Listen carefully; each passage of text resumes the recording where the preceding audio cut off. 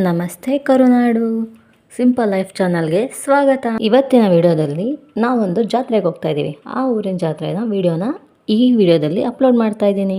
First ಹೋಗಿದ್ದೆ ನಮ್ಮ ದೊಡ್ಡಮ್ಮರ ಮನೆಗೆ. ಅಲ್ಲಿ ಸಿಕ್ಕಿದಂತ ಪಿಂಕಿ ಮಾತಾಡ್ಸ್ಕೊಂಡು ಮನೆ ಒಳಗೆ ಹೋದ್ವಿ. ಅಷ್ಟರಲ್ಲಿ ನಮ್ಮಣ್ಣ ಪಾನ್ಕ ಗಾಡಿ ಓಡೋಕೆ ಗಾಡಿ ರೆಡಿ ಮಾಡ್ತಾ ಇದ್ದ. ಗಾಡಿಗೆಲ್ಲ ಪೂಜೆ ಹಾಕ್ಬಿಟ್ಟು ಎತ್ತಿಗೆಲ್ಲ ಪೂಜೆ ಮಾಡಿ ಗಾಡಿ ರೆಡಿ ಮಾಡ್ಕೊಂತ ಇದ್ದ. ಹಳ್ಳಿ ಕಡೆ ಈಗೆಲ್ಲ ಬೇಸಾಯ ಹೊಡಿಲಿಲ್ಲ ಅಂದ್ರೂ ಎತ್ತುಗಳನ್ನ ವರ್ಷಕ್ಕೊಂದ್ಸಲ ಜಾತ್ರೆಗಳಲ್ಲಿ ಗಾಡಿ ಓಡೋಕಾರು ಇಟ್ಕೊಂಡಿರ್ತಾರೆ. ಅದೇ ತರ ಇಲ್ಲೂ ಅಷ್ಟೇ ನಮ್ಮಣ್ಣ ಎತ್ತುಗಳನ್ನೆಲ್ಲ ಪೂಜೆ ಮಾಡಿ ಗಾಡಿ ಓಡೋಕೆ ಅಂತಾನೆ ಇಟ್ಕೊಂಡಿದ್ದಾನೆ. ನಾವು ಸಣ್ಣವರಿದ್ದಾಗ ಜಾತ್ರೆಗೆ ಹೋದ್ರೆ ಅಲ್ಲಿ ನಮ್ಮ ದೊಡ್ಡಪ್ಪವರು ಚಿಕ್ಕಪ್ಪವರು ಮಾವಂದಿರು ಒಂದು 5 ರೂಪಾಯಿ 7 ರೂಪಾಯಿ ಕೊಡೋರು.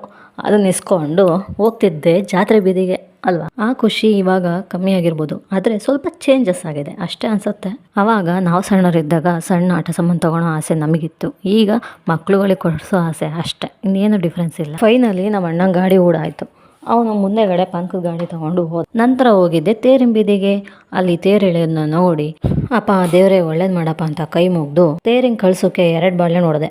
2 ಬಾಳೆಹಣ್ಣು ನೋಡಿದ್ರು 1 ಬಾಳೆಹಣ್ಣು ತೇರ್ ಹತ್ರಕ್ಕೂ ಹೋಗ್ಲಿಲ್ಲ. ಆದರೆ ಬೇರೆಯವ್ರು ಹೊಡೆಯೋದೆಲ್ಲ ಅಲ್ಲೇ ತನಕ ಹೋಗುತ್ತೆ, ನಾವು ಹೊಡೆಯೋದು ಯಾಕೆ ಹೋಗಲ್ಲ ಅಂತ ಥಿಂಕ್ ಮಾಡ್ಕೊಂಡು ಸುಮ್ಮನಾದೆ. ನಂತರ ನಮ್ಮ ಹೆಣ್ಮಕ್ಳು ಗೊತ್ತಲ್ವ ಇನ್ನೇನು, ಜಾತ್ರೆಗಳಲ್ಲಿ ಹಾಕಿರೋ ಅಂಗಡಿ ಹತ್ತ ನಮ್ಮ ಕಣ್ಣು ಬೀಳತ್ತೆ. ತಗೊಳ್ತೀವೋ ಬಿಡ್ತೀವೋ, ಒಂದ್ಸಲ ಅಡ್ಡ ಆಡ್ಕೊಂಡು ಹೋದ್ರೇನೆ ಖುಷಿ ನಮಗೆಲ್ಲ. ನಂತರ ನಮ್ಮ ತಂಗಿ ಮನೆ ನಮ್ಮ ಅಕ್ಕರ ಮನೆಗಳಿಗೆಲ್ಲ ಹೋಗಿ ಮುಗಿಸ್ಕೊಂಡು ಮಾತಾಡಿಸ್ಕೊಂಡು ನೆಕ್ಸ್ಟ್ ಹೊರಟಿದ್ದೆ ಸೀದಾ ಮನೆ ಕಡೆ.